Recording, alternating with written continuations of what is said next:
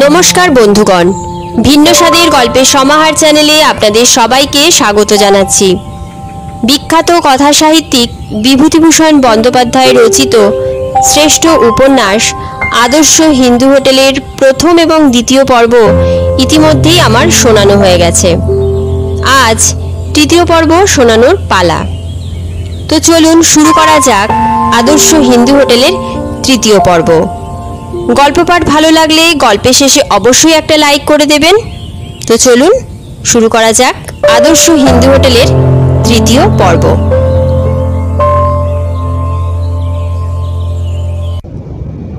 হোটেলে ফিরিয়া হাজারি ঠাকুর একটি দুঃসাহসের কাজ করিল। মতি চাকর পূর্ব হইতেই ঘুমাইয়া পড়িয়াছিল। তাহাকে তুলিয়া বলিল, মতি, আমি রাত ৩টের গাড়িতে বাড়ি যাচ্ছি। এত লুচি কি হবে, বাড়িতে দিয়ে আসি। তুমি থাকো, আমি কাল সকাল 10টার গাড়িতে এসে রান্না করব। কর্তামশাইকে বলো। মতি অবাক হইয়া বলিল, এত রাত্রে লুচি নিয়ে বাড়ি রওনা হবে? এত লুচি কি হবে, এখানে থাকলে কাল সকালে 12 হুতে খাবে তো। আমার জিনিস নিজের বাড়ি দিয়ে আসি। আমার বাড়িতে ছেলে মেয়ে আছে, তারা খেতে পায় না, তাদের দিয়ে আসি, 6টা পয়সা তো খরচ। হাজারি আর ঘুমাইল না। টেপির জন্য তার মন কেমন করিয়া উঠিয়াছে। কুসুম যেমন, টেপিও তেমন।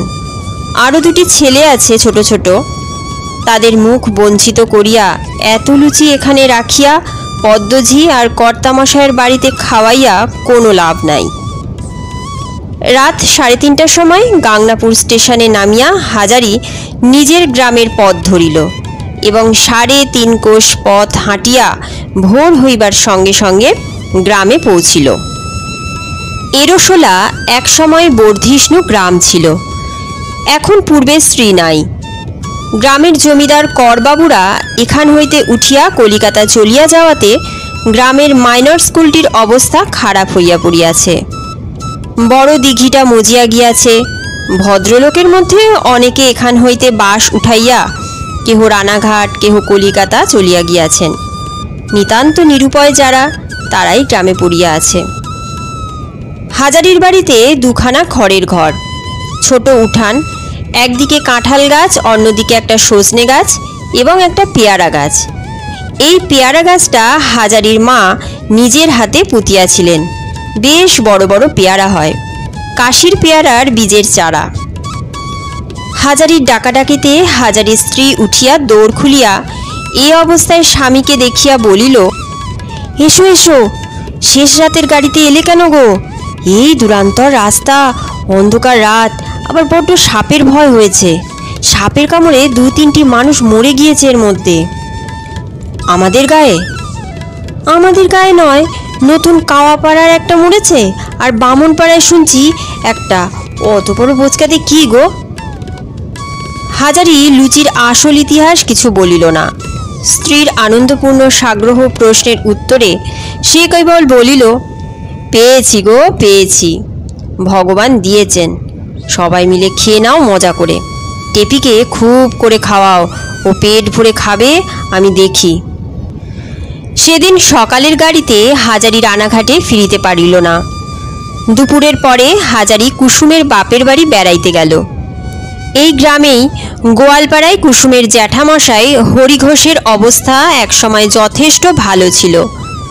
এখনও বাড়িতে গোহাল পোড়া গরুর মধ্যে 8-10টি অবশিষ্ট আছে। 2টি ছোট ছোট ধানের গোলাও বজায় আছে। হাজারিকে হরিঘোষ খুব খাতির করিয়া খেজুর পাতার চটে বসিতে দিল।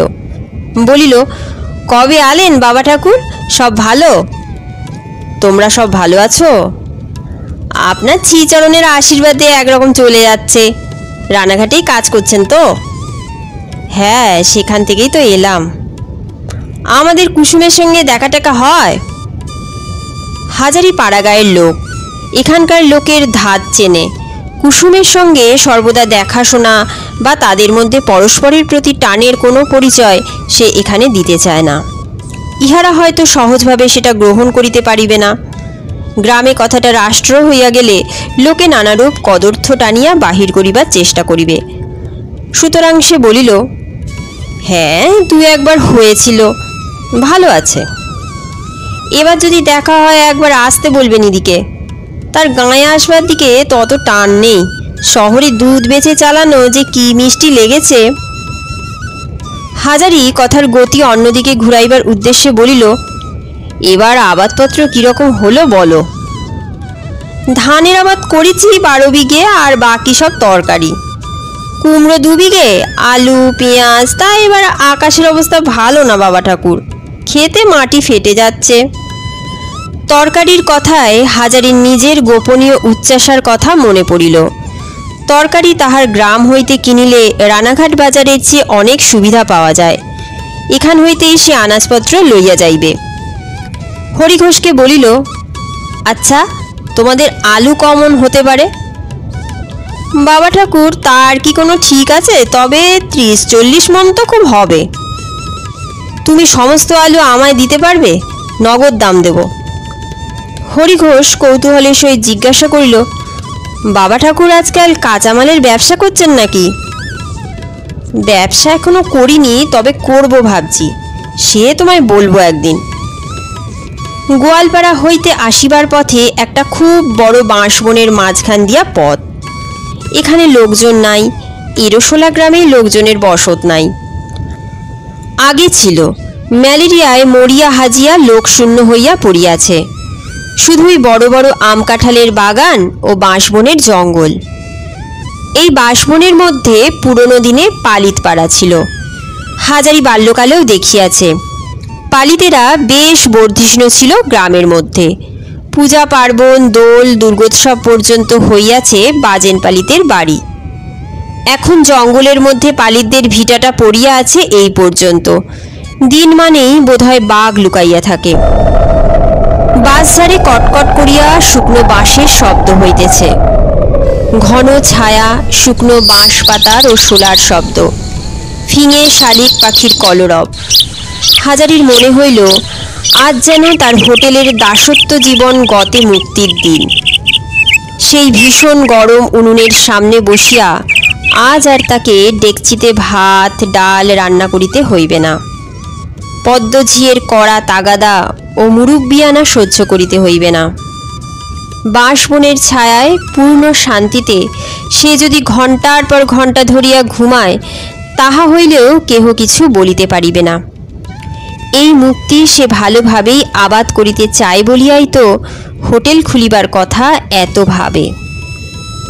সে যথেষ্ট অভিজ্ঞতা সঞ্চয় করিয়াছে। এবার কিছু টাকা হইলেই সে রানাঘাটের বাজারে হোটেল খুলিয়া দিতে পারে। হাজারি সত্যই চিন্তা করিতে আরম্ভ করিল, টাকা কোথায় ধার পাওয়া যাইতে পারে। এক গ্রামের গোসাইরা বড় লোক, কিন্তু তাহারা প্রায় সবাই থাকে কলিকাতায়। এখানে বৃদ্ধ কেশব গোসাই থাকেন বটে, কিন্তু লোকটা ভয়ানক কৃপণ। তিনি কি হাজারির মতো সামান্য লোককে বিনা বন্ধকে বিনা জামিনে টাকা ধার দিবেন? হাজারির জামিন হইবেই বা কে? তাহার অবস্থা অত্যন্তই খারাপ। দুখানা মাত্র চালাঘর, রান্নাঘরখানা গত বর্ষায় পড়িয়া গিয়াছে, পয়সার অভাবে সারানো হয় নাই। উঠানের আমতলায় রান্না হয়। বৃষ্টির দিন এখন ক্রমশ চলিয়া গেল, এখন তত অসুবিধা হয় না। বেলা প্রায় পড়িয়া আসিয়াছে। হাজারি বাড়ি ফিরিয়া দেখিল তাহার ছোট্ট মেয়ে টেপি ঘরের দাওয়ায় বসিয়া উল বুনিতেছে। টেপি বাবাকে দেখিয়া বলিল, তোমার জন্য আসন বুনছি বাবা, কাল তুমি যদি থাকো কালকের মধ্যে হয়ে যাবে, তোমার সঙ্গে দিয়ে দেব। হাজারি মনে মনে হাসিল। বেচু চক্রবর্তীর হোটেলে সে রঙিন পশমের আসন পাতিয়া খাইতে বসিয়াছে। ছবিটি বেশ বটে। পদ্মঝি কি মন্তব্য করিবে তাহা হইলে? মেয়েকে বলিল, দেখি কেমন আসন। বাহ, বেশ হচ্ছে তো, কোথায় শিখলি তুই বুনতে? টেপি বলিল, মুখুজ্জে বাড়ির নীলাদি আর অতসিদির কাছে আমি রোজ যাই দুপুরে। ওরা আমায় গান শেখায়, বোনা শেখায়। ওরা এখনো আছে? হরিচরণবাবু চলে যাননি এখনো? ওরা নাকি এ মাসটা থাকবে। থাকলে তো আমারই ভালো, আমি কাজটা শিখে নিতে পারি। কি চমৎকার গান গাইতে পারে অতসীদি, আজ শুনবে বাবা? তুই গান শিখলি কিছু? টেপি লাজুক স্বরে বলিল, দু একটা। সে কিছু নয়, তুমি অতসীদির গান যদি শোনো তবে বলবে যে কলের গানের রেকর্ড শুনছি। ওদের বাড়ি খুব বড় কলের গানও আছে, রোজ সন্ধ্যের পর বাজায়। কত রকমের গান বাজে, শুনতে যাবে বাবা সন্ধ্যের পর? অতসীদি নিজে কল বাজায়, আমিও যাব তোমার সঙ্গে। অতসীদিকে বলবো বাবা এসেছে, ভালো ভালো গান বেছে বেছে দাও। হাজারি বলিল, হ্যাঁ রে, হরিচরণবাবুর শরীর সেরেছে জানিস? তা তো জানি নে, তবে তিনি বৈঠকখানায় বসে রোজই তো সবার সঙ্গে গল্প করেন। একদিন বৈঠকখানায় কলের গান বাজিয়েছিলেন, কি চমৎকার কীর্তন। সঙ্গীত শিল্পের প্রতি বর্তমানে হাজারির তত আগ্রহ নাই। হাজারির উদ্দেশ্য হরিচরণবাবুকে বলিয়া কহিয়া অন্তত 100-2 টাকা ধার করা যায় কিনা সেদিকে। হরিচরণ মুখুজ্জে মহাশয় এ গায়ের মধ্যে একমাত্র শিক্ষিত, অবস্থাপন্ন ও সম্ভ্রান্ত লোক। তাহারা এই গ্রামের জমিদার, কিন্তু অনেক দিন হইতেই গ্রাম ছাড়িয়াছেন। প্রকাণ্ড 3 মহলা বাড়ি পড়িয়া আছে। 2-1 বৃদ্ধা পিসিমাসি ছাড়া বাড়িতে আর কেহ এতদিন ছিল না। আজ মাস 4-5 হইল হরিচরণ মুখুজ্জের একমাত্র পুত্র কলিকাতায় মারা যায় বসন্ত রোগে। পুত্রের মৃত্যুর পর আজ প্রায় 3 মাস হইল হরিচরণবাবু সপরিবারে দেশের বাটিতে আসিয়া যে কেন বাস করিতেছেন সে খবর হাজারি রাখে না। তবে ইহা জানে যে হরিচরণবাবু গ্রামের উত্তর মাঠে একটি দিঘি খনন করিবার জন্য জেলা বোর্ডের হাতে অনেকগুলি টাকা দান করিয়াছেন এবং পুত্রের নামে একটি ডিসপেন্সারি করিয়া দিবেন গ্রামে। হরিচরণবাবু কারো বাড়ি যান না, নিজের বৈঠকখানায় বসিয়া আছেন সব সময়। তার 2 মেয়ে ও স্ত্রী এখানেই, তাছাড়া চাকর বাকর ও 2 দারোয়ান আছে বাড়িতে। সন্ধ্যার পর সাহসে ভর করিয়া হাজারি হরিচরণবাবুর পৈতৃক আমলের বৈঠকখানার উঠানে গিয়া দাঁড়াইল।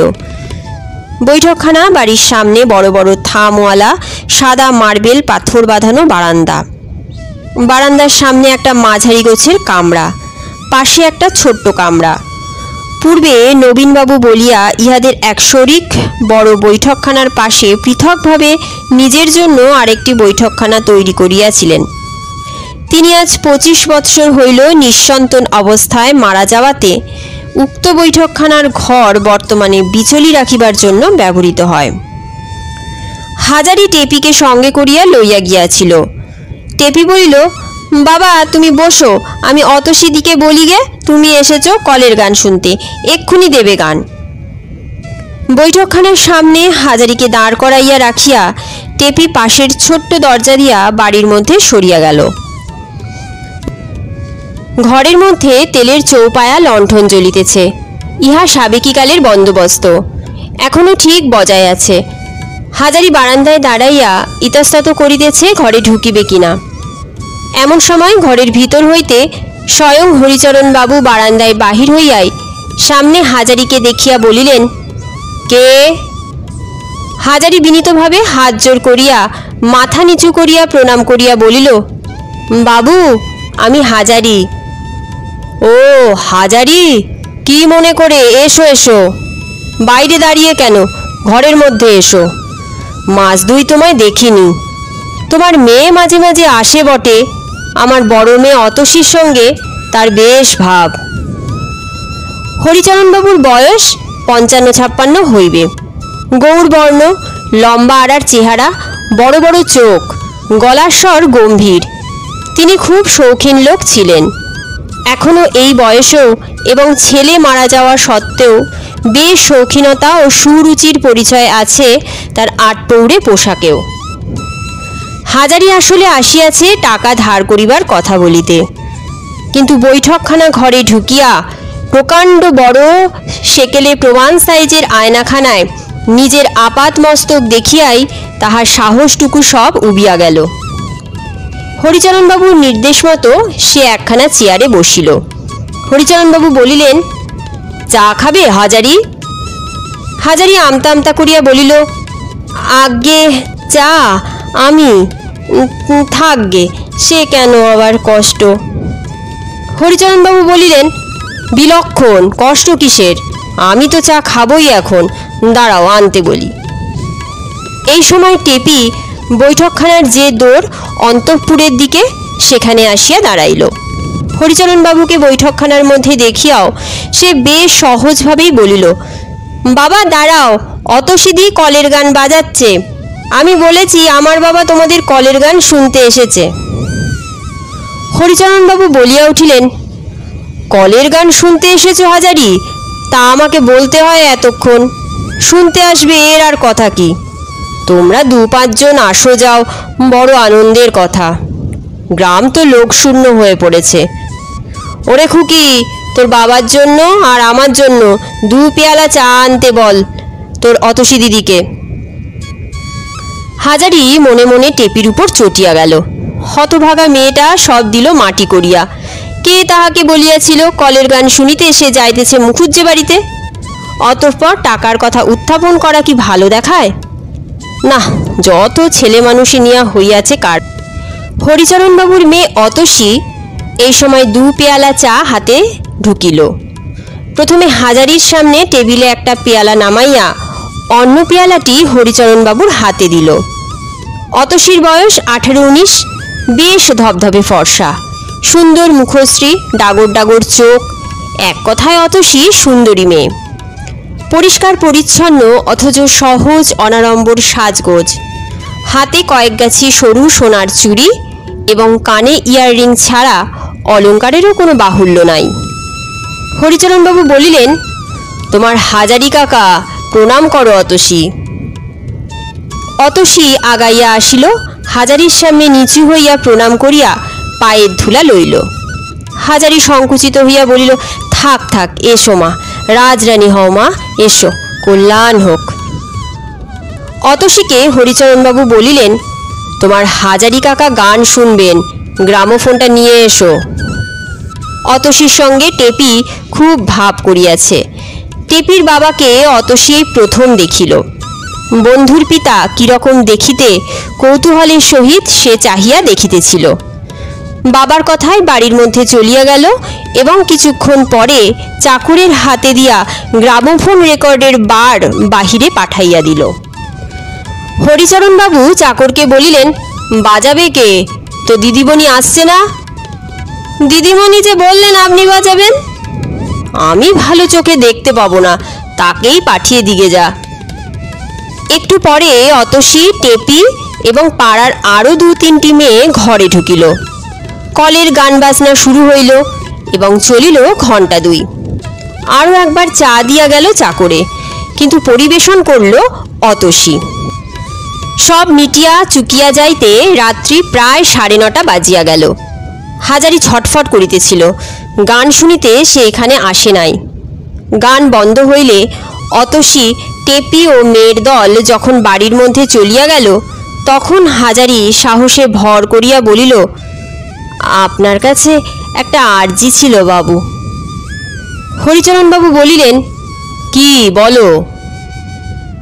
আমার কিছু টাকা দরকার, যদি আমায় কিছু ধার দিতেন তাহলে আমার একটা মস্ত বড় আশার কাজ মিটত। মেয়ের বিয়ে দেবে? আজ্ঞে না বাবু, তা নয়, ব্যবসা করব। কি ব্যবসা? বাবু, আপনি তো জানেন আমি হোটেলে কাজ করি, আপনার কাছে লুকোবো না। আমি নিজে একটা হোটেল খুলতে চাচ্ছি এবার, টাকাটা সেজন্যই দরকার। কত টাকা দরকার? অন্তত 200 টাকা আমায় যদি দয়া করে দেন বাবু। আমার খালধারের কাঁঠাল বাগান আমি বন্ধক রাখছি আপনার কাছে, 1 বছরের মধ্যে টাকাটা শোধ করব।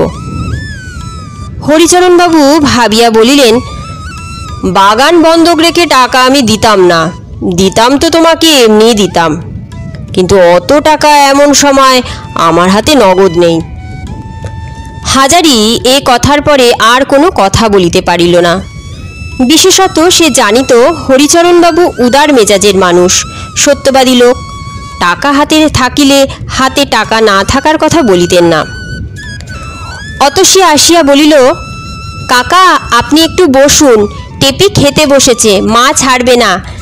মেয়েরা যারা গান শুনতে এসেছিল সবাইকে না খাইয়ে যেতে দেবে না, একটু দেরি হবে। না হয় আপনি যান, আমি ঝির সঙ্গে পাঠিয়ে দেব এখন।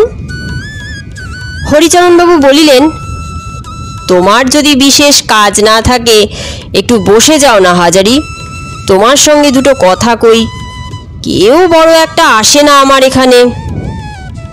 হাজারি বসিল। তুমি কোথায়, কোন হোটেলে কাজ করো? আগে রানাঘাট বেচু চক্রবর্তীর হোটেলে, রেলবাজারের মধ্যে। কত মাইনে পাও? বাবু, সে আর বলবার কথা নয়, খাওয়া আর 7 টাকা মাসে। তাই ভাবছিলাম পরের তাবে থাকবো না। এদিকে বয়সও হলো, এইবার একটা হোটেল খুলে নিজে চালাবো। হোটেল চালাতে পারবে? তা বাবু, আপনার আশীর্বাদে একরকম সবই জানি ও লাইনের। বাজার আর রান্না, হোটেলের দুটো মস্ত কাজ। এ যে শিখেছে সে হোটেল খুলে লাভ করতে পারে। আমি অনেক দিন থেকে চেষ্টা করেও দুটো কাজ শিখে নিয়েছি। খদ্দের কি চায় তাও জানি।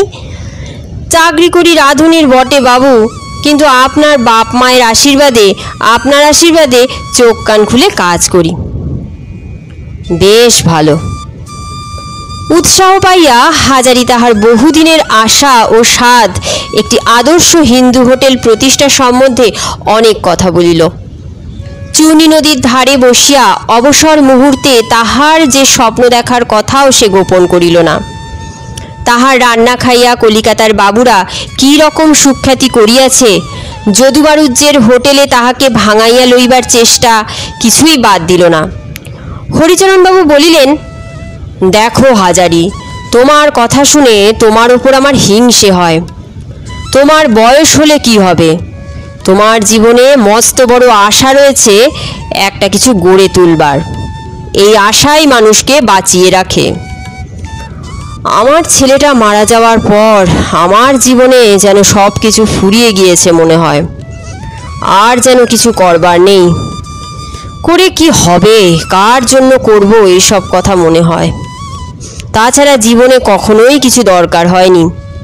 বাবার সম্পত্তি ছিল যথেষ্ট। নতুন কিছু গড়ে তুলব এই ইচ্ছে কোনোদিনই জাগেনি। তোমার বয়স হলে কি হবে? ওই একটা আশাই তোমায় যুবক করে রেখে দেবে।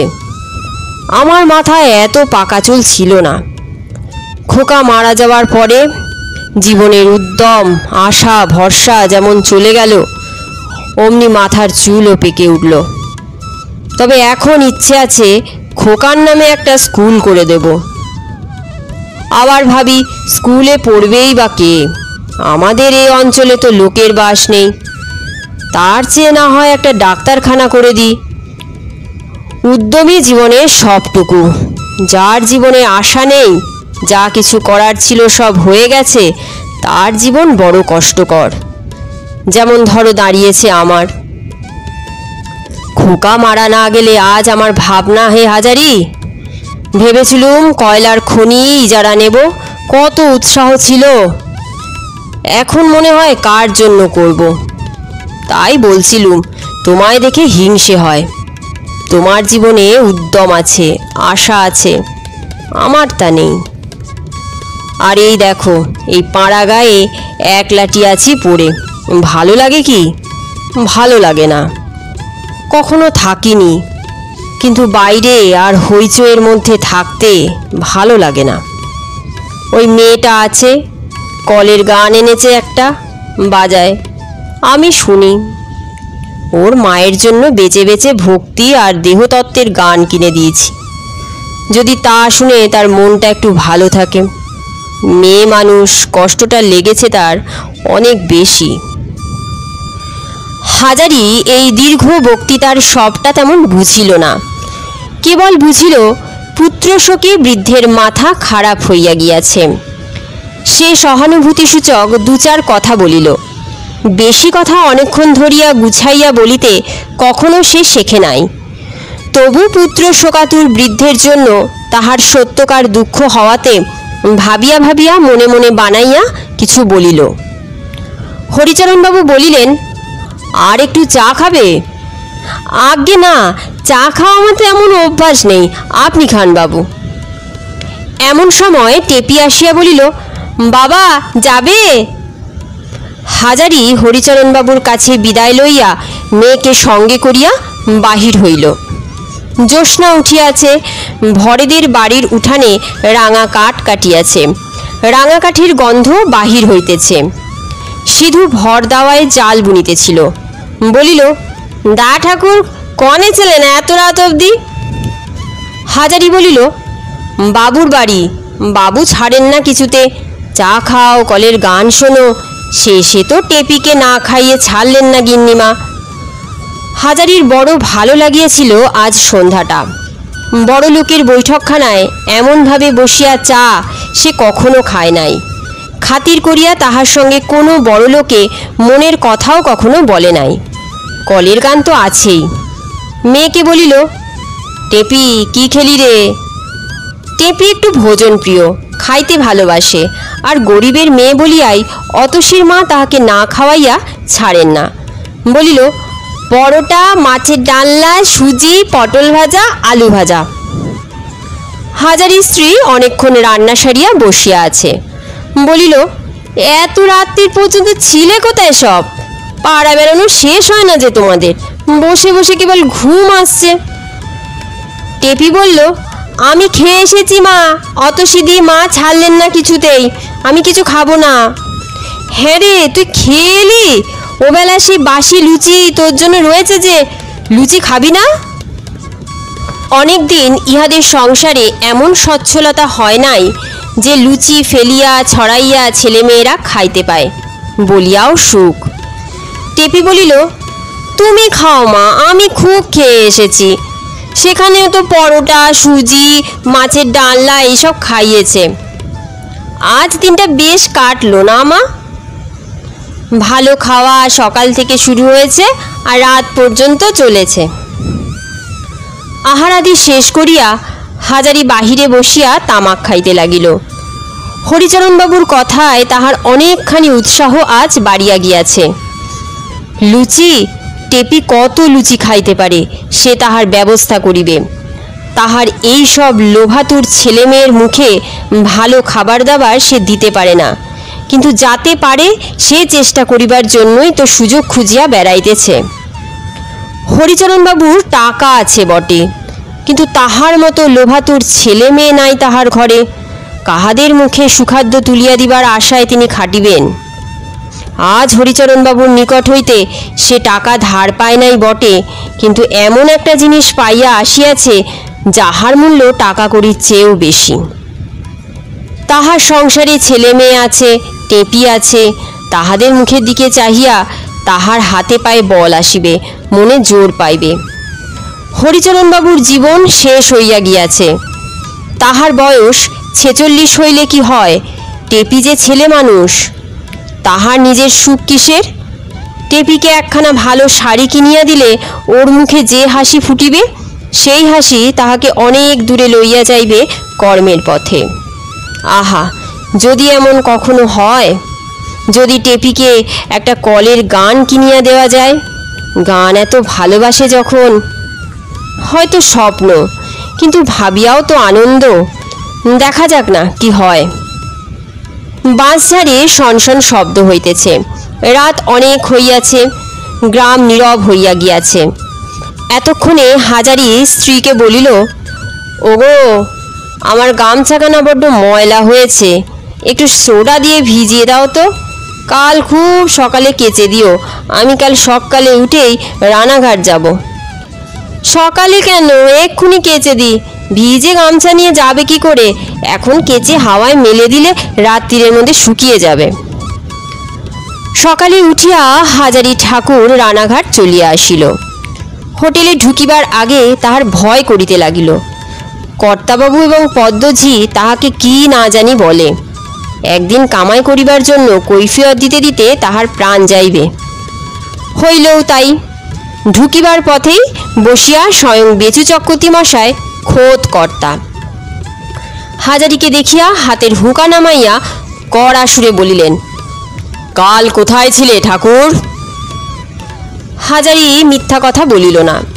বাড়িতে কাহারও অসুখ ইত্যাদি ধরনের বানানো মিথ্যা কথা সে কখনো বলে না। বলিল, আজ্ঞে অনেক দিন পরে বাড়ি গেলাম কর্তামশাই, ছেলে মেয়ে রয়েছে তাই একটা দিন। না বলে কয়ে এভাবে হোটেল থেকে পালিয়ে যাবার মানে কি? কার কাছে ছুটি নিয়ে গিয়েছিলে? এই কথার জবাব সে দিতে পারিল না। লুচি দিতে গিয়েছিল বাড়িতে, তাহা বলিতেও বাধে, সে চুপ করিয়া রহিল। তোমার হাড়ে হাড়ে বদমাইশি। পদ্মজি ঠিক কথা বলে, দেখতে ভালো মানুষ হলে কি হবে? তুমি এত বড় একটা হোটেলে রান্নাবান্না ফেলে রেখে একেবারে নিরুদ্দেশ হয়ে গেলে কাউকে কিছু না বলে, বলি একেবারে নাকের জলে চোখের জলে সবাই মিলে। গাঁজাখোর নেমো খারাম কোথাকার, চালাকিরা জায়গা পাওনি? বেচু চক্রবর্তীর গলার জোর আওয়াজ পাইয়া পদ্মঝি ব্যাপার কি দেখতে আসিল এবং দেখে উঁকি মারিয়া হাজারিকে দেখিয়াই বলিয়া উঠিল, এই যে কি মনে করে আবার যে উদয় হলে? কাল আমি বলি আর দরকার নেই, ও আপদ বিদায় করে দেন কর্তা। গাঁজা খেয়ে কোথাও নেশায় বুঁদ হয়ে পড়েছিল, চেহারা দেখছেন না? হাজারি একটু শঙ্কিত হইয়া উঠিয়া দেওয়ালে টাঙানো গাঁজালো আটা ছোট্ট আয়নাখানায় নিজের মুখখানা দেখিবার চেষ্টা করিল।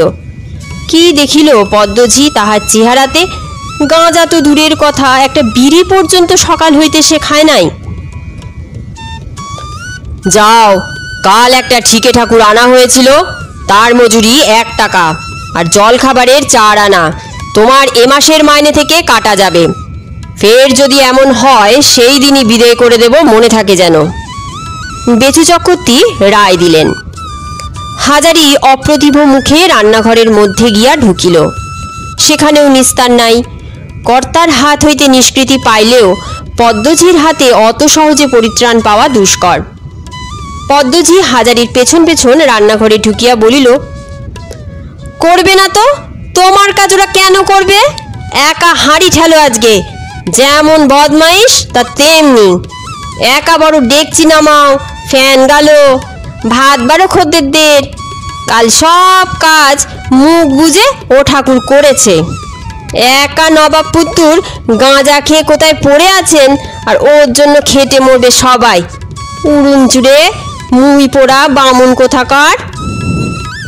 পদ্মঝি রাগের মাথায় ভুলিয়া গিয়াছিল এইমাত্র বেচু চক্রবর্তী বলিয়াছিলেন যে কাল হাজারির বদলে ঠিকা ঠাকুর রাখা হইয়াছিল, যাহার মজুরি হাজারির মাহিনা হইতে কাটা যাইবে। হাজারি অবাক হইয়া বলিল, একা কি রকম?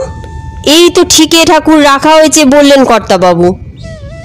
পদ্মঝি সামলাইয়া লইবার চেষ্টায় বলিল, হয়েছিল তো, হয়নি তো কি? কর্তামশাই কি মিথ্যে কথা বলেন তোমার কাছে? যদি নাই বা পাওয়া যেত ঠাকুর, তবে ঠাকুরকে একা খাটতে হতো না। তোমার সঙ্গে কথা কাটাকাটি করবার সময় নেই আমার। মুর্শিদাবাদ আসবার সময় হলো, এক্ষুনি স্টেশনের খদ্দের সব আসবে। ডাল সাঁতলে ফেলো তাড়াতাড়ি, চচ্চড়িটা চড়িয়ে দাও। মুর্শিদাবাদ ট্রেন সশব্দে আসিয়া প্ল্যাটফর্মে দাঁড়াইল। এইবার কিছু খরিদ্দারের ভিড় হইবে। হাজারি ছোট ডেকচিটার মধ্যে হাত ডুবাইয়া ভালো সাঁতলাইতেছিল। এমন সময় বাহিরে গদির ঘরে বেচু চক্রবর্তীর চড়া গলার আওয়াজ এবং তর্ক বিতর্কের শব্দ শুনিয়া সে রান্নাঘরের দোরের কাছে আসিয়া বাহিরের ঘরের দিকে চাহিল। জ্যোতিষ ভট্টাচার্যের সঙ্গে কর্তামশায়ের কথা কাটাকাটি হইতেছে।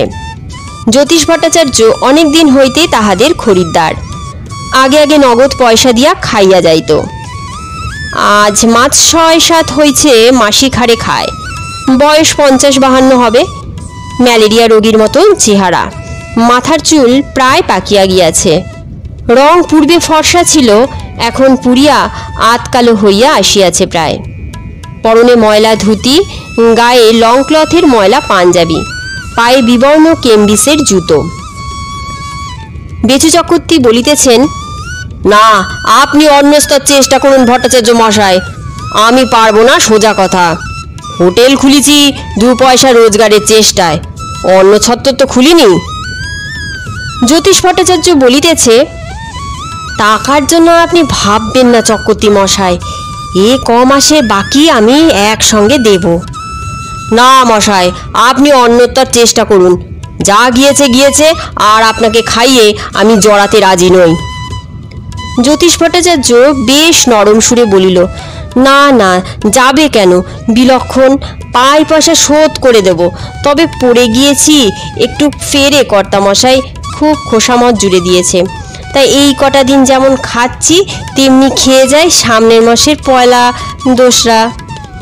না মশাই, সামনের মাসের পয়লা দোসরার এখনো ঢের দেরি, ওসব আর চলবে না, মাপ করবেন, আপনি অন্যত্তরে দেখুন গে। জ্যোতিষ ভট্টাচার্যের চেহারা দেখিয়া হাজারির মনে হইল লোকটা খুব ক্ষুধার্ত, সকাল হইতে কিচ্ছু খায় নাই, এত বেলায় না খাওয়াইয়া কর্তামশাই তাড়াইয়া দিতেছেন, কাজটা কি ভালো?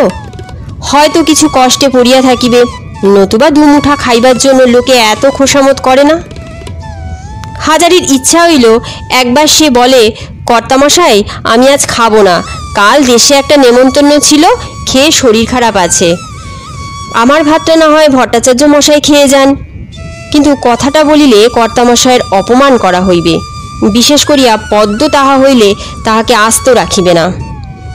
জ্যোতিষ ভট্টাচার্য শেষ পর্যন্ত না খাইয়াই চলিয়া গেল।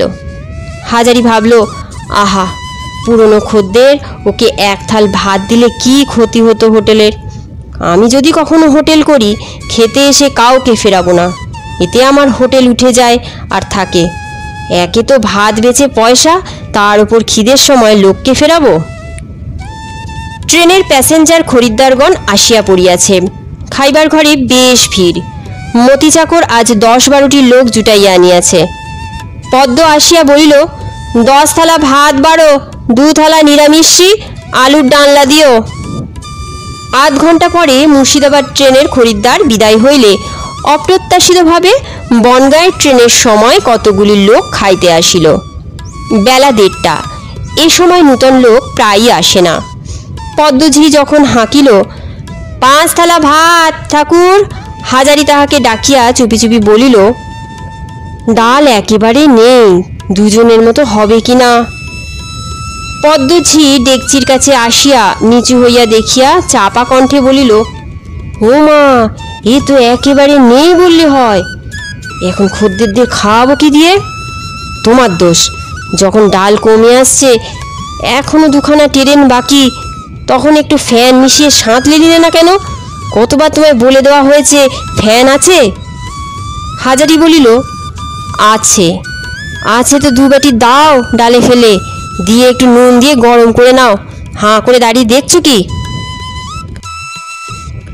হাজারি এ ধরনের কাজ কখনো করে নাই, করিতে তাহার বাধে। সে সত্যই ভালো রাঁধুনি, ইচ্ছা করিয়া হাতের ভালো রান্নাটা নষ্ট করিতে বা এভাবে খরিদ্দার ঠকাইতে তাহার মন সরে না। কিন্তু পদ্মঝির হুকুম না মানিয়া উপায় কি? বাধ্য হইয়া ডালে ফ্যান মিশাইয়া খরিদ্দায় বিদায় করিতে হইল। ছুটি পাইল সেদিন প্রায় বেলা 2:30। একটুখানি গড়াইয়া লইয়া রোদ একটু পড়িয়া আসিলে সে চুনি নদীর তীরে তাহার অভ্যাস মতো বেড়াইতে চলিল। আজ কদিন নদীর ধারে যায় নাই, আর সেই পরিচিত নির্জন নিম গাছটার তলায় বসিয়া গাছের গুড়ি ঠেস দিয়া ওপারের খেয়াঘাটের দিকে এবং শান্তিপুর যাইবার রাস্তার দিকে চাহিয়া থাকে নাই। বেশ লাগে জায়গাটা। আর ওখানে গিয়া বসিলেই হাজারির মাথায় হোটেল সংক্রান্ত নানা রকম নতুন কথা আসে, অন্য কোথাও তেমন হয় না। আজ জায়গাটিতে গিয়া বসিতেই হাজারির প্রথমে মনে হইল হোটেল চলে রান্নার গুণে। যাহারা পয়সা দিয়া খাইতে আসিবে তাহারা চায় ভালো জিনিস খাইতে, ফ্যান মিশানো ডাল খাইতে তারা আসে না। পদ্মঝিয়ের অনাচারের দরুন বেচু চক্রবর্তীর হোটেল উঠিয়া যাইবে, তাহার নিজের হোটেল ততদিনে খোলা হইয়া যাইবে, তাহার রান্নার গুণেই হোটেল চলিবে।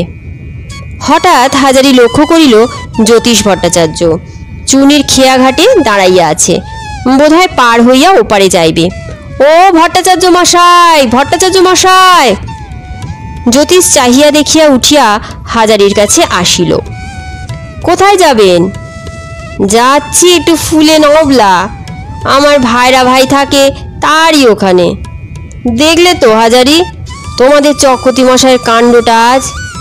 বলি, টাকা কি আমি দিতাম না?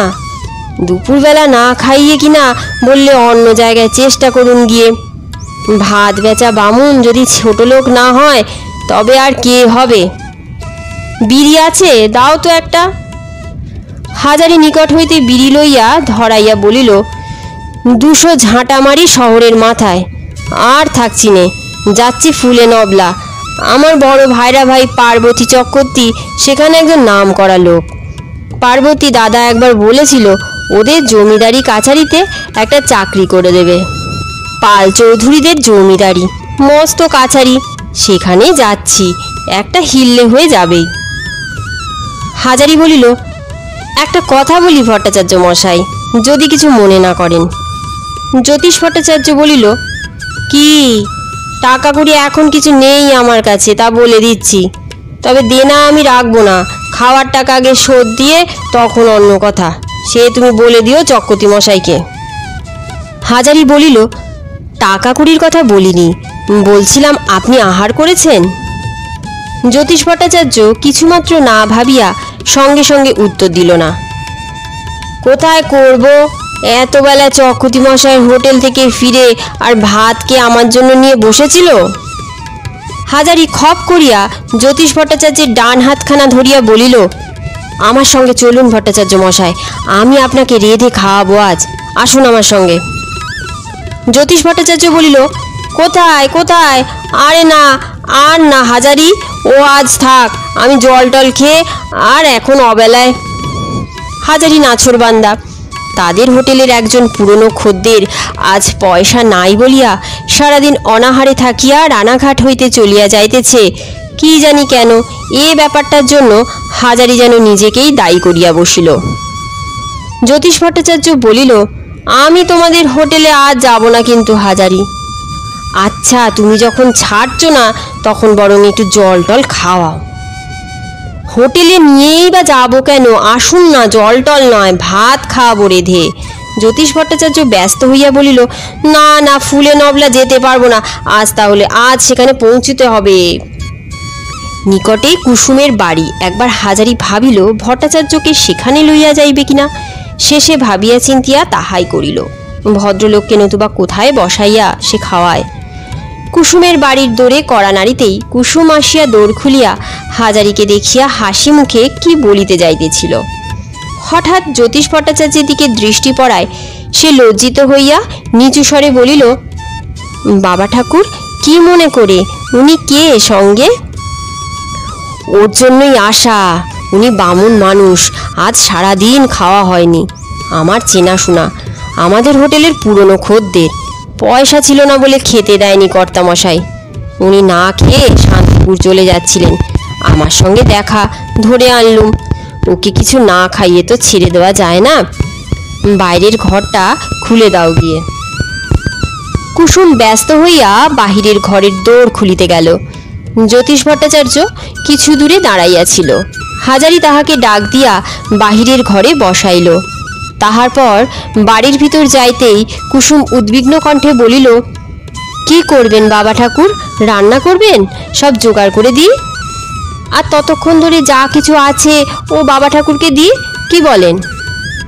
হাজারি বলিল, রান্না করে খাওয়াতে গেলে চলবে না কুসুম, উনি থাকতে পারবেন না, ফুলে নবলা যাবেন। আমি বাজার থেকে খাবার কিনে আনি, এখানে একটু বসবার জন্য নিয়ে এলাম। কুসুম বলিল, বাবা ঠাকুর, আপনি ব্যস্ত হবেন না দেখিনি, আমি সব জোগাড় করছি জল খাবারের, আমার ঘরে সব আছে, ঘরে থাকতে বাজারে যাবেন খাবার আনতে কেন? আমার বাড়িতে যখন ব্রাহ্মণের পায়ের ধুলো পড়েছে তখন আমার ঘরে যা আছে তাই দিয়ে খেতে দেবো, কিন্তু বাবা ঠাকুর সেই সঙ্গে আপনিও, মনে থাকে যেন। হাজারি প্রতিবাদ বাক্য উচ্চারণ করার পূর্বেই কুসুম ঘরের মধ্যে চলিয়া গেল। অগত্যা হাজারি বাইরের ঘরে জ্যোতিষ ভট্টাচার্যের কাছে ফিরিয়া আসিল। জ্যোতিষ ভট্টাচার্য বলিল, তোমার কোনো আত্মীয়ের বাড়ি নাকি হে? না, আত্মীয় নয়, এরা হলো ঘোষ গোয়ালা, এই বাড়িতে আমার ধর্মমেয়ের বিয়ে হয়েছে, ওই যে দোর খুলে দিল ওই মেয়েটি। 15 মিনিট আন্দাজ পরে ঝনঝন করিয়া শিকল নড়িয়া উঠিতে হাজারি বাহিরের বাড়ির অক্ষয়ের দিকে দাওয়ায় গিয়া দাঁড়াইল। দাঁড়াইয়া দাওয়ার দিকে চাহিয়া অবাক হইয়া গেল। দুখানি পরিষ্কার পরিচ্ছন্ন আসন পাতা, 2 বাটি জাল দেওয়া দুধ, 2খানা থালে ফলমূল কাটা, বড় বাতাসা, ছানা, 2টি মুখ কাটা ডাব, ঝকঝকে করিয়া মাজা দুটির কাঁসার গ্লাসে 2 গ্লাস জল। হাসি মুখে কুসুম বলিল, ওকে ডাকুন, সেবা করতে বলুন, যা বাড়িতে ছিল একটু মুখে দিয়ে নিন দুজনে। তা তো হলো, কিন্তু আমি আবার কেন কুসুম? মেয়ের বাড়ি যে, না খেয়ে যাবার কি জো আছে? ডাকুন ওকে। জ্যোতিষ ভট্টাচার্য খাইতে বসিয়া যেরূপ গোগ্রাসে খাইতে লাগিল দেখিয়া মনে হইল সে বড়ই ক্ষুধার্ত ছিল। তাহার থালায় একটুও কিছু পড়িয়া রহিল না। কুসুম পান সাজিয়া বাহিরের ঘরে পাঠাইয়া দিল। খাওয়ার পরে জ্যোতিষ ভট্টাচার্য বিদায় লইবার সময় বলিল, তোমার মেয়েটিকে একবার ডাকো হাজারি, আশীর্বাদ করে যাই। কুসুম আসিয়া গলায় কাপড় দিয়া দুজনকেই প্রণাম করিল। জ্যোতিষ ভট্টাচার্য বলিল, মা শোনো, সারাদিন সত্যিই খাইনি, ভারী তৃপ্তির সঙ্গে খেলাম। তুমি বড় ভালো মেয়ে মা, ছেলে পিলে নিয়ে সুখে থাকো, আশীর্বাদ করি। হাজারি জ্যোতিষ ভট্টাচার্যের সঙ্গে চলিয়া আসিল। পথে আসিয়া বলিল, ভট্টাচার্য মশাই, একটা হোটেল নিজে খুলবো, অনেক দিন থেকে ইচ্ছা আছে, আপনি কি বলেন? অনায়াসে করতে পারো, খুব লাভের জিনিস তোমার হবেও, তোমার মনটা বড় ভালো, কিন্তু পয়সা পাবে কোথায়? তা নিয়েই তো গোলমাল, নইলে এতদিন খুলে দিতাম। দেখি, চেষ্টায় আছি, ছাড়ছি নে। ওই যে আমার মেয়ে দেখলেন, ওই কুসুম, ও একবার আমায় টাকা দিতে চেয়েছিল। তাকে নেওয়া ভালো, ও গরিব বেওয়া লোক, কেন ওর সামান্য পুঁজি নিতে যাব? তাই নিয়ে নিন। নিলেও এখনই দেয়, তবে সে টাকা খুব সামান্য, তাতে হোটেল খোলা যাবে না। জ্যোতিষ ভট্টাচার্য চূর্ণির খেয়ার ধারে আসিয়া বলিল, আচ্ছা চলি হাজারি, তুমি হোটেল খুললে তোমার হোটেলে আমি বাঁধা খদ্দের থাকবো, সে তুমি ধরে নিতে পারো। আর কোথাও যাব না, তোমার মতো রান্না কটা ঠাকুর করতে পারে হে? বেচু চক্রবর্তীর হোটেলে আমি যে যেতাম শুধু তোমার নিরামিষ রান্না খাওয়ার লোভে। ভালো চলবে তোমার হোটেল, এদিক কেড়ে তোমার মতো রাঁধতে পারে না কেউ, বলে যাচ্ছি। জ্যোতিষ ভট্টাচার্য তো চলিয়া গেল, কিন্তু হাজারির মনে তাহার শেষ কথাগুলি খুব বড় বল ও প্রেরণা দিয়া গেল। সে জানে তাহার হাতের রান্না ভালো, কিন্তু খরিদ্দারের মুখে সে কথা শুনিলে তবে না তৃপ্তি।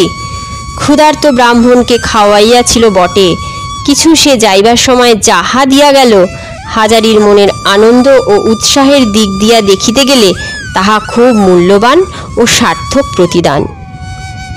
হাজারি যখন হোটেলে ফিরিল তখন বেলা বেশি নাই। রতন ঠাকুর ডাল ভাত চাপাইয়া দিয়াছে, মতি চাকর বা পদ্মঝি কেহই নাই। গদির ঘরে বেচু চক্রবর্তী কাহাদের সঙ্গে কথাবার্তা বলিতেছিল। হোটেলের রান্নাঘরে ঢুকিলে কিন্তু হাজারির মনে নতুন বলের সঞ্চার হয়, বরং ছুটি পাইয়া বাহিরে গেলেই যত দুর্ভাবনা আসিয়া জোটে। প্রকাণ্ড উনুনের উপরে ফুটন্ত ডেকচির সামনে বসিয়া হাজারি নিজেকে বিজয়ী বীরের মতো কল্পনা করে। তখন না মনে থাকে কুসুমের কথা, না মনে থাকে অন্য কোনো কিছু। অবসাদ আসে কাজে হাত না থাকিলে, এ বরাবর দেখিয়া আসিতেছে সে। ইতিমধ্যে রতন ঠাকুর ফিরিল। হাজারিকে চুপি চুপি বলিল, একটা কথা আছে, আমার দেশের একজন লোক এসেছে আমার কাছ থেকে চাকরি খুঁজবে। বড় গরিব, তাকে বিনি টিকিটে খাওয়ার ঘরে ঢুকিয়ে খেতে দিতে হবে। তোমার যদি মত হয় তবে তাকে বলি। হাজারি বলিল, নিয়ে এসো, তার আর কি, গরিব মানুষ খাবে, আমার কোনো অমত নেই। রতন ঠাকুর খুব খুশি হইয়া চলিয়া গেল। রাত্রে তাহার লোক যখন খাইতে আসিল, রতন ঠাকুর হাজারিকে ডাকিয়া ইঙ্গিতে লোকটাকে চিনাইয়া দিতে হাজারি পরিতোষ করিয়া তাহাকে খাওয়াইল। পদ্মঝিয়ের অত্যন্ত সতর্ক দৃষ্টি এড়াইয়া লোকটা বিনা টিকিটে খাইয়া চলিয়া গেল, কেহ কিছু ধরিতেও পারিল না। এই রকম চলিল এক আধ দিন নয়, 10-12 দিন। একদিন আবার তাহার অন্য এক সঙ্গী জুটাইয়া আনিয়াছে, তাহাকে বিনিমূল্যে খাইতে দিতে হইল। ব্যাপারটি সামান্য, হাজারি কিন্তু একটা প্রকাণ্ড শিক্ষা পাইল ইহা হইতে। এত সতর্ক ব্যবস্থার মধ্যেও চুরি তো বেশ চলে। বেচু চক্রবর্তীর টিকিট ও পয়সাতে ঠিক মিল আছে, সুতরাং তার দিক দিয়া সন্দেহের কোনো কারণ নাই। পদ্মঝি যে পদ্মঝি, সে পর্যন্ত বিন্দু বিসর্গ জানিল না ব্যাপারটার। ভাত তরকারি কিন্তু মাপ থাকে না যে কম পড়িবে। সুতরাং কে ধরিতেছে? কেন এ ধরনের চুরি ধরিবার কি উপায় নাই কোনো? কয়দিন ধরিয়া হাজারি চূর্ণির ঘাটে নির্জনে বসিয়া শুধু এই কথাই ভাবে, ঠাকুরে ঠাকুরে ষড়যন্ত্র করিয়া যদি বাহিরের লোক ঢুকাইয়া খাওয়ায় তবে সে চুরি ধরিবার উপায় কি? অনেক ভাবিয়া একটা উপায় তাহার মাথায় আসিল একদিন বিকালে। থালায় নম্বর যদি দেওয়া থাকে আর টিকিটের নম্বরের সঙ্গে যদি তার মিল থাকে তবে থালা এঁটো হইলেই ধরা পড়িবে অমুক নম্বরের থালার খদ্দের বিনা টিকিটে খাইয়াছে, না পয়সা দিয়া খাইয়াছে। মাঝে মাঝে তদারক করিলেই জিনিসটা ধরা পড়িবে। তাছাড়া থালা মাজিবার সময় ঝি বা চাকরের নিকট হইতে এঁটো থালার নম্বরগুলো জানিয়া লইলেই হইবে।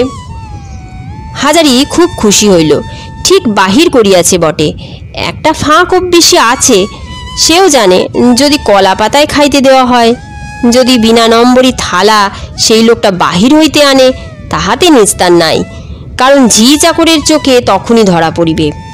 এঁটো থালা সেই লোকটা কিছু মাজিতে বসিতে পারে না হোটেলের মধ্যেই, কলার পাতায় কেউ খাইতেছে ইহা চোখে পড়িলে তখনই ঝি চাকরে সন্দেহ করিবে বলিয়া হঠাৎ কেউ সাহস করিবে না কাহাকেও পাতায় ভাত দিতে। 200-250 টাকা যদি জোগাড় করা যায় তবে এই রেলবাজারেই আপাতত হোটেল খুলিয়া দেওয়া যায়। টাকা দেয় কে? জ্যোতিষ ভট্টাচার্যের কথা তাহার মনে পড়িল। বেচারি বড় কষ্টে পড়িয়াছে, শেষে কিনা ভাইরা ভাইয়ের বাড়ি চলিয়াছে আশ্রয় প্রার্থনা করিতে। লোকে কি সোজা কষ্ট পাইলে তবে কুটুম্বস্থানে যায় চাকুরির উমেদার হইয়া? যদি সে হোটেল খোলে জ্যোতিষ ভট্টাচার্যকে আনিয়া রাখিবে, বৃদ্ধ মানুষ, 2টি করিয়া খাইতে পারিবে আর কিছু হাত খরচ মিলিবে, ইহার বেশি তাহার আর কিসেরই বা দরকার। প্রতিদিনের মতো আজও বেলা পড়িয়া আসিল। গত 2 বৎসর যেরূপ হইয়া আসিতেছে সেই একই ঘোড়ানিম কাজ, সেই একই চূর্ণির খেয়াঘাট, পালেদের সেই একই কয়লার ডিপোতে মুটে ও সরকার বাবুর সঙ্গে ঝগড়া চলিতেছে, সবই পুরাতন। দিন যায় কিন্তু তাহার স্বাদ পূর্ণ হইবার তো কোনো লক্ষণই দেখা যাইতেছে না, বরং দিন দিন আরও ক্রমে অবস্থা খারাপের দিকেই চলিয়াছে। সামান্য মাইনের হোটেলের কি হইবে ইহাতে? বাড়িতে টেপিকে একখানা ভালো শখের কাপড় দেওয়া যায় না, পেট পুড়িয়া খাইতে দেওয়া যায় না। টেপির মা গরিব ঘরের মেয়ে, যেমন বাপের বাড়িতে কখনো সুখের মুখ দেখে নাই, স্বামীর ঘরে আসিয়াও তাই। সংসারে গভীর খাটুনি খাটিয়া ছেলে মেয়ে মানুষ করিতেছে, মুখ ফুটিয়া কোনোদিন স্বামীর কাছে কোনো আদর আবদার করে নাই। ছেঁড়া কাপড় সেলাই করিয়া পরিতেছে, আধ পেটা খাইয়া নিজে ছেলে মেয়েদের জন্য 2 মুঠা বেশি ভাত জল দিয়া রাখিয়া দিতেছে হাঁড়িতে, তাহারা সকালবেলা খাইবে। কখনো কোনোদিন সেজন্য বিরক্তি প্রকাশ করে নাই, অদৃষ্টকে নিন্দা করে নাই। হাজারি সব বোঝে, তাই তো সে আজকাল সর্বদা এক মনে উপায় চিন্তা করে কি করিয়া সংসারের উন্নতি করা যায়। চক্রবর্তী মশাইয়ের হোটেলে রাঁধুনি বৃত্তি করিলে কখনো যে উন্নতি করা যাইবে না, আর পদ্মজিৎ ঝাঁটা খাইয়া মাঝে পড়িয়া হাড়কালি হইয়া যাইবে। ভগবান যদি দিন দেন তবে তাহার আজীবনের সংকল্প সে কার্যে পরিণত করিতে পারিবে, হোটেল একখানা খুলিবে। কুসুমের সঙ্গে এই যে আলাপ হইয়াছে হাজারি এটাকে পরম সৌভাগ্য বলিয়া মনে করে। কুসুম চমৎকার মেয়ে, প্রবাস জীবনে কুসুমের সাহচর্য, তাহার মধুর ব্যবহার, হোক না সে গোয়ালার মেয়ে, কিন্তু বড় ভালো লাগে। আরও ভালো লাগে এই জন্য যে ঠিক কুসুমের মতো স্নেহপ্রবণ কোনো আত্মীয় মেয়ের সংস্পর্শে সে কখনো আসে নাই। অনেকখানি যে নির্ভর করা যায় কুসুমের ওপর, সব বিষয়ে নির্ভর করা যায়। মনে হয় এ কাজের ভার কুসুমের উপর দিয়া নিশ্চিন্ত হওয়া যায়। সে প্রতারণা করিবে তো নাই, বরং প্রাণপণ যত্নে কাজ উদ্ধার করিবার চেষ্টা করিবে, যেমন আপনার লোক করিয়া থাকে। হাজারি যদি নিজের দিন ফিরাইতে পারে তবে কুসুমের দিনও সে অমন রাখিবে না। টেপিও তার মেয়ে, কিন্তু টেপি বালিকা, কুসুম বুদ্ধিমতী। ও যেন তার বড় মেয়ে, যে বাপের দুঃখ কষ্ট সব বোঝে এবং বুঝিয়া তাহা দূর করিবার চেষ্টা করে, মন প্রাণ দিয়া চেষ্টা করে। মেয়েও বটে, বন্ধুও বটে। সকালে সেদিন রতন ঠাকুর আসিল না। পদ্মঝি আসিয়া বলিল, ও ঠাকুর, আজ আর আসবে না। কাল বলে গিয়েছে তরকারিগুলো তুমি কুটে নাও, নিয়ে রান্না চাপিয়ে দাও, আমি আজ দিয়ে দিচ্ছি। হাজারি প্রমাদ গণিল, আজ হাটবার, দুপুরে অন্তত 100-150 হাটুরে খরিদ্দার খাইবে। এক হাতে তাহাদের রান্না করা এবং খাওয়ানো সোজা কথা নয়। পদ্মঝিয়ের কথা মতো সে মটি পাতিয়া তরকারি কুটিতে বসিয়া গেল। বেলা 8:30টার সময় সবে ডাল ভাত নামিয়াছে। এমন সময় একজন খরিদ্দার টিকিট লইয়া খাইতে আসিল। হাজারি বলিল, আজ্ঞে বাবু, সবে ডাল ভাত নেমেছে, কি দিয়ে খাবেন? লোকটি রাগিয়া বলিল, 9টা বেজেছে, মোটে ডাল ভাত? কীরকম ঠাকুর তুমি? যদুবাড়ুজ্যের হোটেলে এতক্ষণ 3টে তরকারি হয়ে গিয়েছে, এরকম করলেই তোমাদের হোটেল চলেছে? হাজারি বলিল, 9টা তো বাজেনি বাবু, 8:30।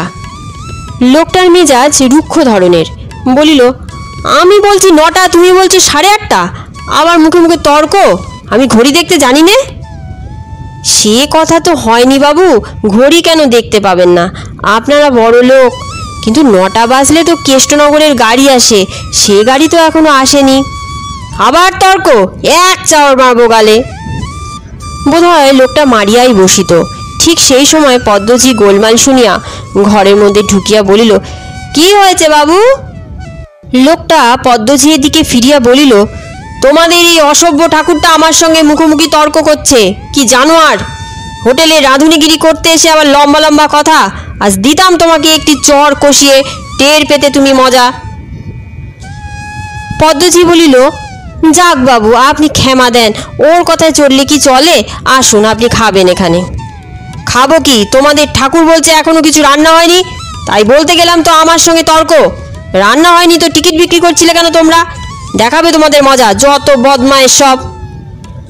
পদ্মঝি ঝাঁঝের সহিত বলিল, ঠাকুর, তুমি কিরকম মানুষ? বাবুর সঙ্গে মুখোমুখি তর্ক করছো? তোমার কি দরকার ছিল? রান্না কেনই বা হয় না? যা হয়েছে তাই দিয়ে ভাত দাও আর মাছ ভেজে দাও। যান বাবু, আপনি গিয়ে বসুন। খানিক পরে লোকটা খাওয়া ফেলিয়া বলিল, মাছটা একেবারে পচা। রামো রামো, কেন মরতে এ হোটেলে খেতে এসেছিল? ছি ছি! এই ঠাকুর, এদিকে এসো। পদ্মঝি হাঁ হাঁ করিয়া ছুটিয়া আসিয়া বলিল, কি হয়েছে বাবু, কি হয়েছে? কি হয়েছে? যত সব ন্যাকামি। মাছ একদম পচা, লোকজনকে মারবার মতলব তোমাদের না? আজই রিপোর্ট করে দিচ্ছি তোমাদের নামে। রিপোর্টের কথা শুনিয়া পদ্মঝির মুখ শুকাইয়া গেল। সে তাড়াতাড়ি বলিল, বাবু, আপনার পায়ে পড়ি, বসুন, না খেয়ে উঠবেন না, আমি দই এনে দিচ্ছি। একদিন যা হয়ে গিয়েছে ক্ষমা ঘেন্না করে দিন বড়বাবু। সে তাড়াতাড়ি দই ও বাতাসা আনিয়া দিল। লোকটি খাইয়া উঠিয়া যাইবার সময় বেচু চক্রবর্তী বিনীত সুরে নিতান্ত কাঁচুমাচু হইয়া বলিল, বাবু, একটা কথা আছে। আপনার টিকিটের পয়সাটা তো আমি নিতে পারি নে, আপনার খাওয়াই হলো না, পয়সা কনা আপনি নিয়ে যান। লোকটা বলিল, না না, থাক, পয়সা দিতে হবে না ফেরত, এরকম আর যেন কখনো না হয়। বেচু চক্রবর্তী জোর করিয়া লোকটার হাতে পয়সা কয়েকানা গুজিয়া দিল। একটু পরে গদির ঘরে হাজারি ঠাকুরের ডাক পড়িল। হাজারি গিয়া দেখিল সেখানে পদ্মঝি দাঁড়াইয়া আছে। বেচু চক্রবর্তী বলিল, ঠাকুর, খদ্দেরদের সঙ্গে ঝগড়া করতে কতদিন শিখেছ? হাজারি অবাক হইয়া বলিল, ঝগড়া? কার সঙ্গে ঝগড়া করলাম বাবু? পদ্মঝি বলিল, ঝগড়া করেছিলে না তুমি ওই বাবুর সঙ্গে? সে মুখোমুখি তক্ক কি? বাবু তো চর মারবেনি, আমি গিয়ে না পড়লে দিত কষিয়ে 2-4 ঘা। আগে কি বলছে না বলছে আমি তো শুনিনি, গিয়ে দেখি বাবু রেগে লাল হয়ে গিয়েছেন। ওর কি কাণ্ডজ্ঞান আছে? তখনও সমানে ঝগড়া চালাচ্ছে। বেচু চক্রবর্তী বলিল, খদ্দের যাই বলুক না কেন, শুনে নিতে হবে। এ তুমি বুড়ো হয়ে মরতে চললে, আজও শিখলে না তুমি? বাবু, আপনি শুনে বিচার করুন। ঝগড়া তো আমি করিনি। উনি বললেন 9টা বেজেছে, আমি বললাম 8:30 বেজেছে, এই উনি আমায় বললেন। আমি কি ঘড়ি দেখতে জানি নে? পদ্মঝি বলিল, তোমার সব মিথ্যে কথা ঠাকুর, ও কথায় কখনো ভদ্রলোক চটে? তুমি বেয়াদবের মতো তক্ক করেছো, তাই বাবু চটে গিয়েছেন। আমি গিয়ে সকনে শুনেছি তুমি যা তা বলছো। অবশ্য এখানে পদ্মজির উক্তির সত্যতা সম্বন্ধে কোনো প্রশ্নই চলিতে পারে না, এ কথা হাজারি ভালো করিয়া জানিত। বেচু চক্রবর্তী মহাশয় কাহারও কথা শুনিবেন না, পদ্মজি যাহা বলিবে তাহাই ধ্রুব সত্য বলিয়া মানিয়া লইবেন। সে অগত্যা চুপ করিয়া রহিল। বেচু চক্রবর্তী বলিল, পচা মাছ কে এনেছিল? হাজারি উত্তর দেবার পূর্বেই পদ্মজি বলিল, ওই গিয়েছিল বাজারে, ওই এনেছে।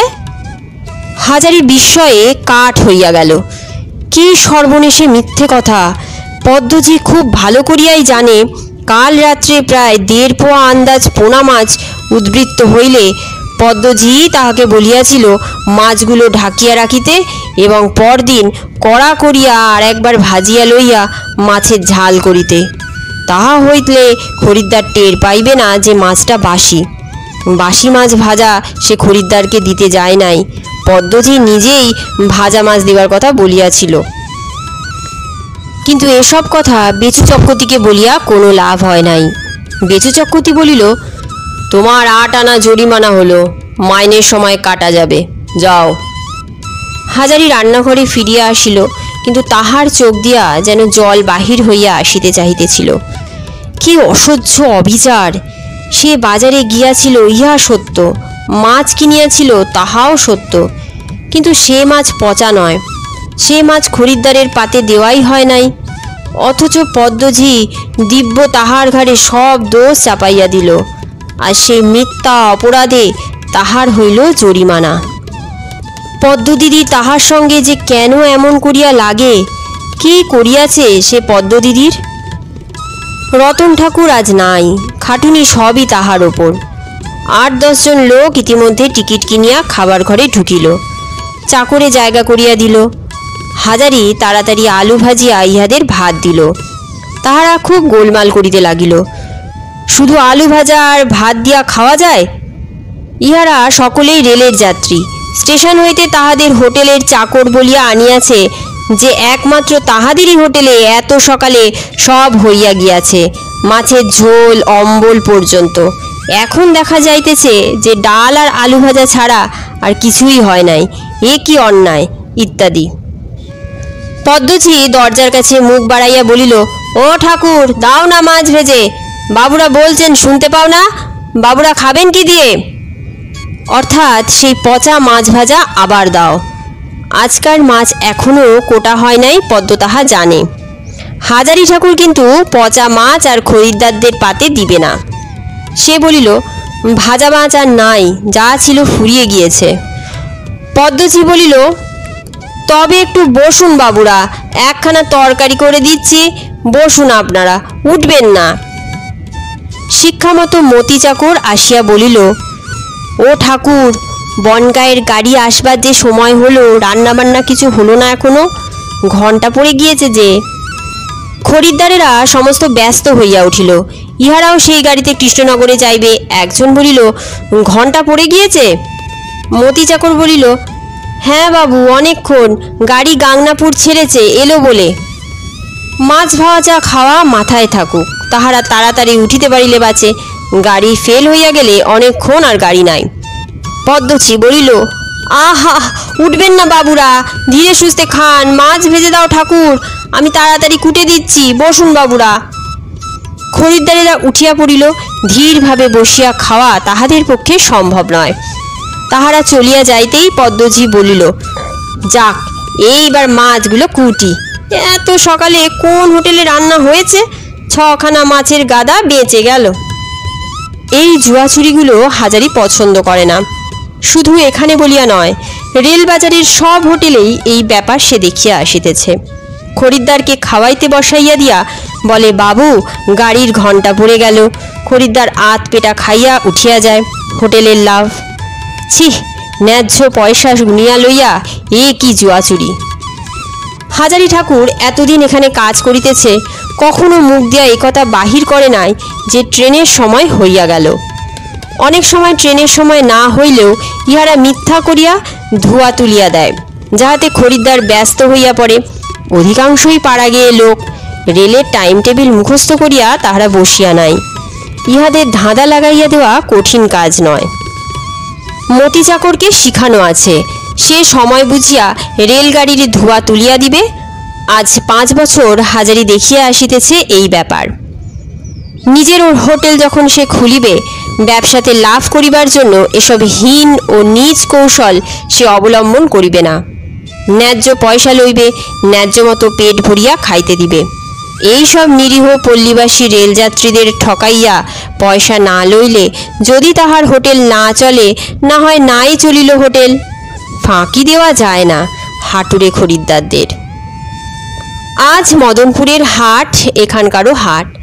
পাড়াগা হইতে দুধ ও তরিতরকারি লইয়া বহু লোক আসে। তাহারা অনেকে এখানে খায়। বারবার যাতায়াত করিয়া তাহারা চালাক হইয়া গিয়াছে। মতি চাকর প্রথম 2-1বার ইহাদের উপর কৌশল খাটাইতে গিয়া বেকুব বনিয়াছে। তাহারা বলে, হোক হোক ঘাড়ির ঘণ্ট, লাও তুমি, না হয় পরের গাড়িটায় যাব নি। তা বলে সারাদিন খাবার পরে ভাত ফেলে তো উঠতে পারি নে। হ্যাঁ দেলিয়া, এসো আর 2 হাতা ডাল। ও ঠাকুর। হাটুরে লোকজন খাইতে আসিতে আরম্ভ করিল। বেলা 1টা। ইহাদের জন্য আলাদা বন্দোবস্ত। ইহারা চাষা লোক, খায় খুব বেশি। তাছাড়া খুব শৌখিন রকমের খাদ্য না পাইলেও ইহাদের ক্ষতি নাই, কিন্তু পেট ভরা চায়। সাধারণ বাবু খরিদ্দারদের জন্য যে চাল রান্না হয়, ইহাদের সে চাল নয়। মোটা নাগরা চালের ভাত ইহাদের জন্য বরাদ্দ, ফ্যান মিশানো ডাল ও একটা চচ্চড়ি। ইহাদের সাধারণত দেওয়া হয় চিংড়ি মাছ বা কুচা মাছ। পোনা মাছ ইহাদের দিয়া পারা যায় না। কুচো চিংড়ি কিছু বেশি দিতেও গায়ে লাগে না। ইহাদের মধ্যে অনেক সময় হাজারির নিজের গ্রামের লোকও থাকে। তাহাদের মুখে বাড়ির খবর পাওয়া যায়, কিন্তু আজ তাহার গ্রাম হইতে কেহ আসে নাই। রতন ঠাকুর নাই। একা হাতে এতগুলি লোকের রান্না ও পরিবেশন করিয়া হাজারির নিতান্ত ক্লান্ত দেহে যখন খাইতে বসিবার জোগাড় করিতেছে, তখন বেলা প্রায় 3টার কম নয়। পদ্মঝি অনেকক্ষণ পূর্বেই থালায় ভাত বাড়িয়া লইয়া চলিয়া গিয়াছে। বেচু চক্রবর্তী গদিতে বসিয়া এবেলার ক্যাশ মিলাইতেছেন।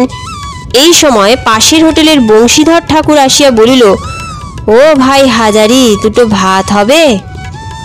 বংশীধর মেদিনীপুর জেলার লোক, তবে বহুকাল রানাঘাটে থাকায় কথার বিশেষ কোনো টান লক্ষ্য করা যায় না। সে বলিল, আমার এক ভাগ্নে এসেছে হঠাৎ, এখন এই 3টের গাড়িতে। আজ হাটবার, হাটুরে খদ্দেরদের দল সব খেয়ে গিয়েছে। আমাদের খাওয়াও চুকেছে, তাই বলে দেখে আসি যদি। হাজারি বলিল, হ্যাঁ হ্যাঁ, পাঠিয়ে দাও গিয়ে, ভাত যা আছে খুব হয়ে যাবে। বংশীধরের ভাগিনেও আসিল। চমৎকার চেহারা, 18-19-এর বেশি বয়স নয়। তাহাকে আসন করিয়া ভাত দিয়া গিয়া হাজারি দেখিল ডেকচিতে যা ভাত আছে তাহাতে দুজনের কুলায় না। বংশীধরের ভাগিনেওটি পল্লীগ্রামের স্বাস্থ্যবান ছেলে, নিশ্চয়ই 2টি বেশি ভাত খাবে। তাহারই পেট ভরিবে কিনা সন্দেহ। হাজারি উহাকেই সব ভাতগুলি বাড়িয়া দিল। ডাল তরকারি যাহা ছিল তাহাও দিল। সে খাইতে খাইতে বলিল, মাছ নাই? না বাবা, মাছ সব ফুরিয়া গিয়াছে। আজ এখানকার হাটবার, বড্ড খদ্দেরের ভিড়। মাছের টান, ডাল তরকারির টান, সবেরই টান। তোমার খাওয়ার বড্ড কষ্ট হলো বাবা। তা বসো, 2 পয়সায় দই আনিয়ে দিই। না না থাক, আপনার দই আনাতে হবে না। না বাবা বসো, বংশীধরের ভাগ্নে যা, আমারও ভাগ্নেও তাই। পাশাপাশি হোটেল, এতদিন কাজ করছি। হাজারি নিজে গিয়া দই আনিয়া দিল। ছেলেটি জিজ্ঞাসা করিল, আচ্ছা মামা, এখানে কোন চাকরি খালি আছে? কি চাকরি বাবা? এই ধরুন হোটেলের রাঁধুনিগিরি কি এমনি কাজের চেষ্টায় ঘুরছি। এখানে কিছু হবে মামা? মামা বলিয়া ডাকিতে ছেলেটির উপর হাজারির কেমন স্নেহ হইল। সে একটু ভাবিয়া বলিল, না বাবা, আমার সন্ধানে তো নেই, কিন্তু একটা কথা বলি, হোটেলে রাঁধুনিগিরি করতে যাবে কেন তুমি? দিব্যি সোনার চাঁদ ছেলে, এ লাইনে বড় কষ্ট। এ তোমাদের লাইন নয়। পড়াশুনো কদ্দূর করেছো? ছেলেটি অপ্রতিভের সুরে বলিল, না মামা, বেশি করিনি। আমাদের গায়ের ছাত্রবৃত্তি স্কুলের 4th ক্লাস পর্যন্ত পড়েছিলাম। তারপর বাবা মারা গেলেন, আর লেখাপড়া হলো না। তোমার নামটি কি? শ্রী নরেন্দ্রনাথ মুখোপাধ্যায়। হঠাৎ একটা চিন্তা বিদ্যুতের মতো হাজারির মনের মধ্যে খেলিয়া গেল। চমৎকার ছেলেটি, ইহার সঙ্গে টেপির বিবাহ দিলে বড় সুন্দর মানায়। কিন্তু তাহা কি ঘটিবে? ভগবান কি এমন পাত্র টেপির ভাগ্যে জুটাইয়া দিবেন? ছেলেটি খাওয়া শেষ করিয়া উঠিয়া বলিল, আপনার খাওয়া হয়েছে মামা? এইবার খেতে বসবো বাবা, আমাদের খাওয়া এই রকম, বেলা 3টের দিকে বড় একটা জোটে না। সেই জন্য তো বলছি বাবা, এসব ছেঁচড়া লাইন তোমাদের জন্য নয়। এসব রান্না কাজ বড় ঝঞ্ঝাটের কাজ। ছেলেটি একটু হতাশ সুরে বলিল, তবে কোন লাইন ধরবো বলুন মামা? কত জায়গায় ঘুরে বেরিয়ে দেখলাম, আজ 6 মাস ধরে ঘুরছি, কোথাও কিছু জোটাতে পারিনি। আপনি বলছেন রাঁধুনির কাজ। কলকাতায় একটা হোটেলের বাইরে লেখা ছিল 2 জন চাকর চাই। আমি গিয়ে ম্যানেজারের সঙ্গে দেখা করলাম। বললে কি? আমি বললাম চাকরের কাজ খালি আছে দেখে এসেছি। বললে তুমি ভদ্রলোকের ছেলে, এ কাজ তোমার জন্য নয়। কত করে বললাম, কিছুতেই নিলে না। হাজারি অবাক হইয়া শুনিতেছিল। বলিল, বলো কি? তারপর শুনুন, কোথাও চাকুরি জোটে না, কলকাতায় শেষকালে খেতে পাইনে এমন হলো। 2-1 দিন তো না খেয়েই কাটলো। তারপর ভাবলাম আমার এক মামা রানাঘাটের হোটেলে কাজ করেন, সেখানেই যাই। তাই আজ এলাম। উনি আমার আপন মামা নয়, মায়ের জ্ঞাতি ভাই। তাই এখানেও আপনি বলছেন এ লাইন আমার জন্য নয়। তবে কোথায় যাব আর কী বা করব? ছেলেটির হতাশার সুর এবং তাহার দুঃখ কষ্টের কাহিনী হাজারির মনে বড় লাগিল। সে তখনও ভাবিতেছিল, আহা ছেলে মানুষ, আমার বড় ছেলে সন্তু বেঁচে থাকলে এতদিন এত বড়টা হতো। টেপির সঙ্গে ভারী মানায়, সোনার চাঁদ যেন ছেলে। টেপি কি আর সে অদেষ্ট করেছে? নাই বা হলো চাকরি, ও গিয়ে টেপিকে বিয়ে করে আমার বড় ছেলে হয়ে আমার গায়ের ভিটেতে গিয়ে বসুক। ওকে কোনো কষ্ট করতে হবে না, আমি নিজে রোজগার করে ওদের খাওয়াবো। জমি জমাও তো আছে কিছু। আজকের মতন আদর্শ হিন্দু হোটেলের 3য় পর্ব এখানেই শেষ হচ্ছে। 4র্থ পর্ব খুব শীঘ্রই আসছে। ততক্ষণ পর্যন্ত আপনারা একটু অপেক্ষা করে থাকুন। যদি 3য় পর্ব ভালো লেগে থাকে তবে অবশ্যই একটা লাইক করে দেবেন এবং আমার চ্যানেলটি সাবস্ক্রাইব করে আমার পাশে থাকবেন।